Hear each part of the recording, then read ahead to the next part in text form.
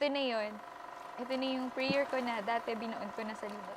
Ito yung inasam-asam ng puso ko na akala ko hindi na matutupad. Nangyayari na.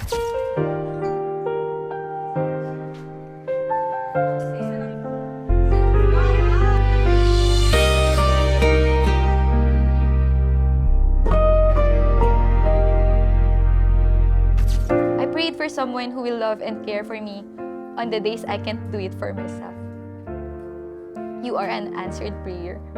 A knight in shining armor nung mga panahong I am questioning my worth.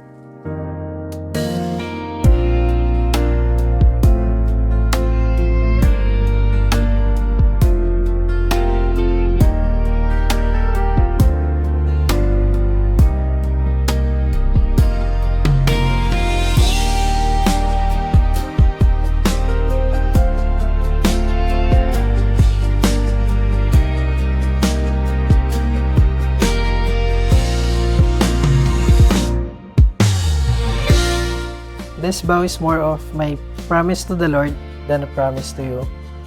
Kasi alam ko pag siya ang gagabay sa akin, magagawa ko ang tama. This is more of a prayer, more than a vow. I would like to thank the Lord so much for blessing me to get to know you, the love of my life. Thank you for quiet and beautiful way you continue to draw us together, and for the gift of family we are building together. With my whole heart, I promise to protect her, to be her safe place sa mundong puno ng challenges. I promise to be your kakampi in everything, and I promise to love you not only in our happiest days, but even more in our hardest one.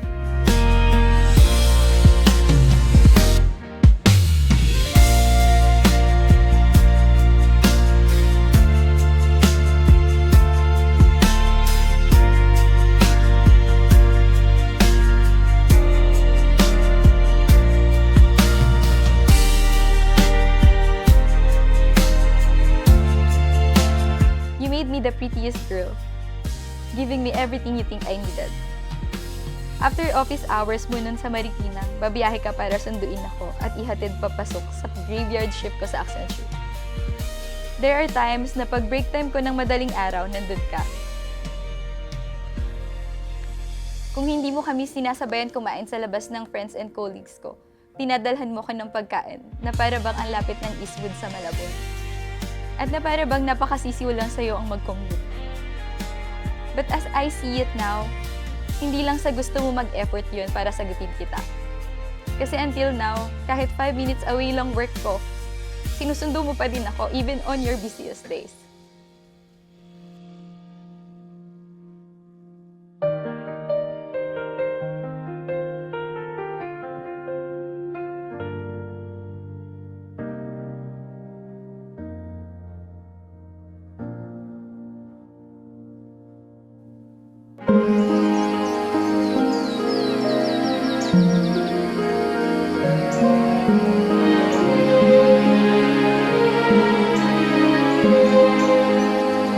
Kung matulog ka na sa aking tabi, di ka na lalamukin. I, June Bernardina Ranha, take you, Jose Carlos Prado, to be my husband. And I promise before God and man to love and respect you, and to submit to you as my spiritual leader as Christ commands me. Di ka kukuluhin, mga iniisip mo ay alisin sa akin ka lang buong. I promise to be a godly wife to you and godly mother to our children. I commit to raise up our children in the fear and knowledge of God according to the Bible. Because you are God's gift to me, I promise to do all it takes to bring out the best. By God's grace, I promise to share my life with you in all faith and gentleness, through joy and sorrow, in abundance and love, in well-being and poor health till death do us part. Sa'yo't walang aangkin, ika'y aking haplusin. Pangako't hindi ka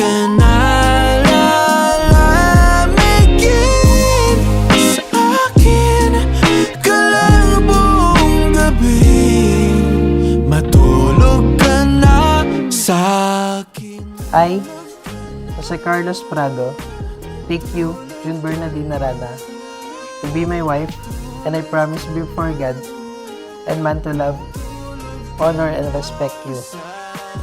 I promise to provide for your needs and be the spiritual leader of our home, and be a godly example to you and our children. I promise to raise up our family in the fear and knowledge of God, according to the Bible, because you are God's gift to me. I promise to do all it takes to bring out the best in you and protect you by God's grace. I promise to share my life with you in all faith and tenderness, through joy and sorrow, for richer and for poorer, in sickness and in health, till death do us part.